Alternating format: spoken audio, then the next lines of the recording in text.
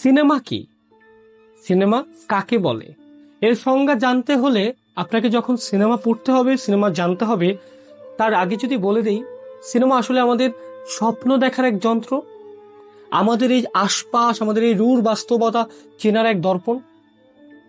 আসলে সিনেমা যাই হোক না কেন, দ্বিতীয় বিশ্বযুদ্ধের পরবর্তী সময় ইতালিতে যখন মানুষের ঘরবাড়ি ভাঙছে, অর্থনীতি ধুঁকছিল, তখন হলিউডের সেই সাজানো সেট, টেলিফোনো বিয়াঙ্কো, যাকে আমরা হোয়াইট টেলিফোন নামে চিনি, সেই সিনেমাগুলো বড় একটা তামাশা তৈরি করছিল।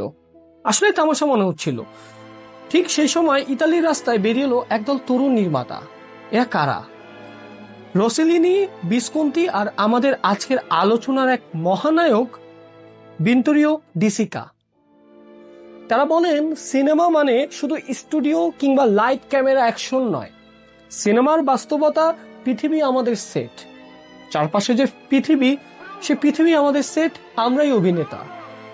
জন্ম নিল ইতালিয়ান নিউ রিয়েলিজম 1948 সালে রোম শহরে একটি সাইকেল হারানোর আত্মনাদকে কেন্দ্র করে, এবং 1955 সালের বাংলার নিশ্চিন্দপুর গ্রামের ওপর চোখের বিস্ময়ের সাথে মিলেমিশে কিভাবে একাকার হলো রোম থেকে শুরু করে বাংলা।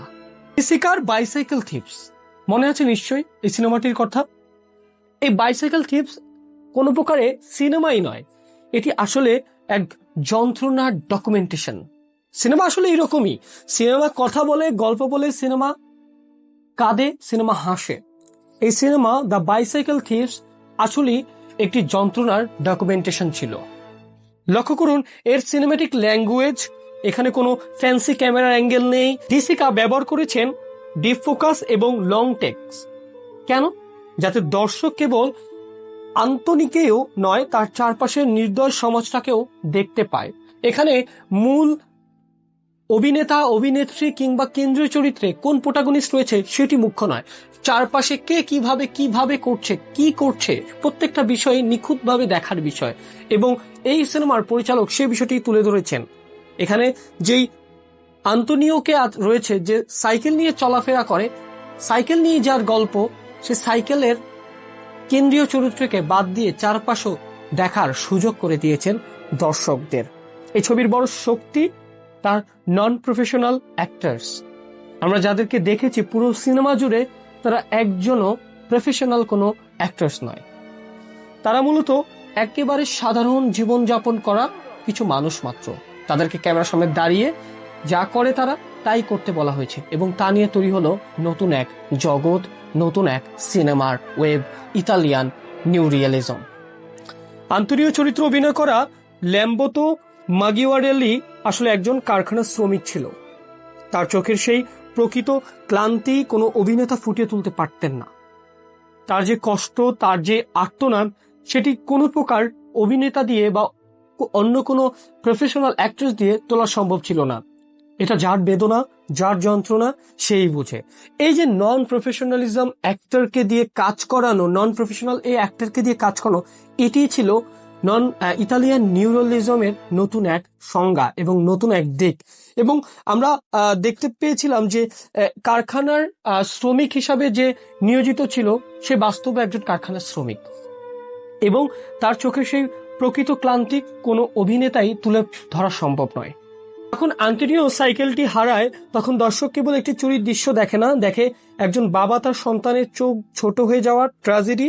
এখানে দারিদ্র কোনো সেটিং নয়, দারিদ্র এখানে এক অদৃশ্য ভিলেন।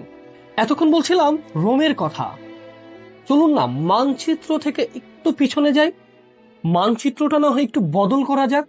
1955 সালে বাংলার সত্যজিৎ রায় চিন্তা করলেন তিনিও বানাবেন দ্য বাইসাইকেল থিপ। না, বাইসাইকেল থিপ না বানালেও তিনি 1950 সালে লন্ডনে বসে সত্যজিৎ রায় বাইসাইকেল থিপস দেখলেন প্রায় 92 বার। 92 বার দ্য বাইসাইকেল থিপ দেখার পর তিনি ফিরে এলেন বাংলায়। চিন্তা করলেন বানাবে এক সিনেমা, গান নৃত্যের বাইরে গিয়ে বৃত্তকে ভেদ করে নতুন এক বৃত্ত তৈরি করবে সত্যজিৎ রায়। তিনি ফিরে এলেন এবং নতুন করে বানানোর চেষ্টা করলেন নতুন এক সম্ভাবনা। সেই সম্ভাবনার নাম পথের পাঁচালী।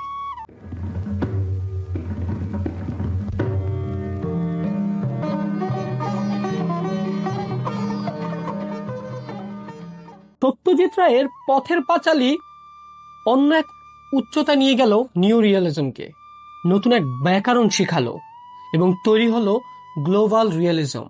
ডিসিকার ছবিতে ছিল শহুরে কংক্রিটের হাহাকার, আর সত্যজিৎ রায়ের ছবিতে ছিল প্রকৃতির রুক্ষতা, স্নিগ্ধর সহবাস্থান।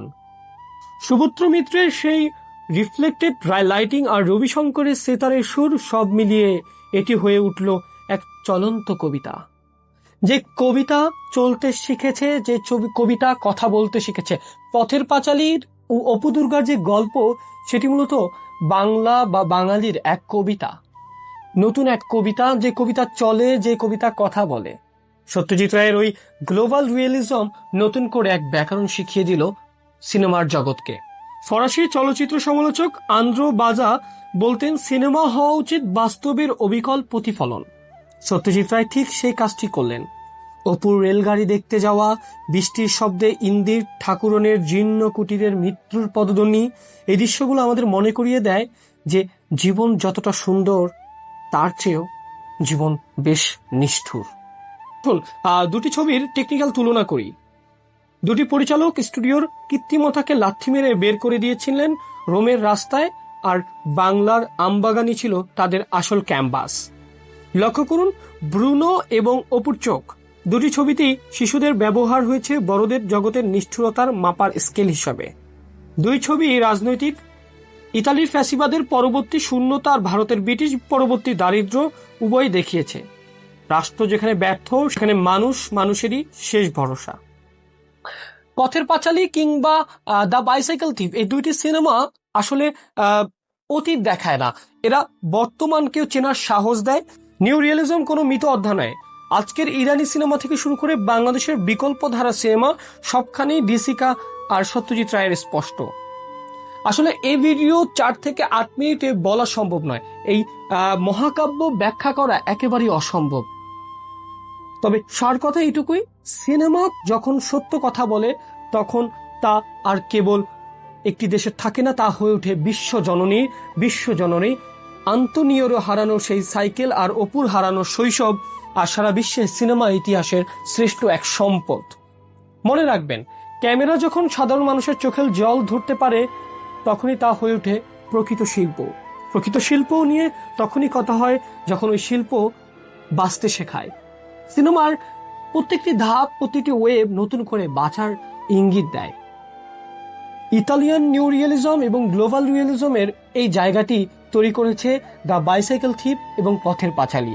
দুই গুণী পরিচালকের হাত ধরে নতুন এক যাত্রা শুরু করছিল সেই সময় সিনেমেটিক জার্নি। আজকের এই সিনেমেটিক জার্নি এখানে সামান্য কিছুক্ষণের জন্য বিরতি নেওয়া যাক এবং পরবর্তী এক সিনেমেটিক জার্নিতে গল্প শোনাবো অন্য কোনো ওয়েবকে নিয়ে।